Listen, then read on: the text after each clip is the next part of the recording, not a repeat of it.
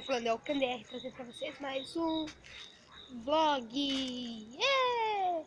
Então, galera, o que será esse vlog? Será eu andando.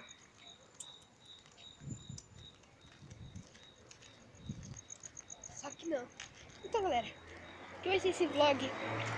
Vai ser explicando de como uma pizza é gostosa. Sim, uma pizza é gostosa. Por que eu estou falando isso? Porque eu acabei de me estampurrar com uma pizza. Estampurrar, né? Estampurrar. Estou gordo. Por quê? Acabei de comer uma pizza, galera. Cachorro filho da mãe. E galera, por que eu me estampurrei com uma pizza? Porque pizzas são gostosas. Por que são gostosas? Porque tem orégano, tomate, queijo, salame, dependendo da pizza que você pedir, né? Tem tudo que você gosta. Galera, vocês viram? É escuro, né? Por que eu não tô gravando na minha casa? Eu tô gravando na frente dela. Por que isso, galera? Simplesmente porque lá tá muito escuro. Meu tio fala que eu tô sozinho, falando que eu não estou estudando. Meu tio meu tio é legal, mas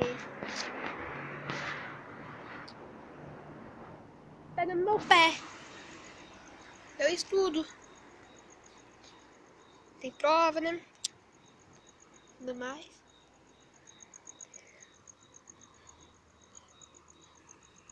Vó! Manda aí pra galera. Galera, ó, você viu, né?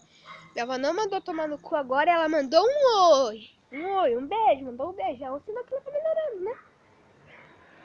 Então, né, galera?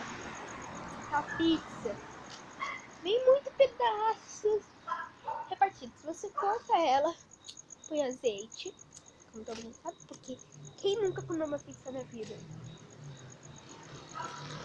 Né, galera? Então, isso que eu expliquei. Eu vou explicar assim.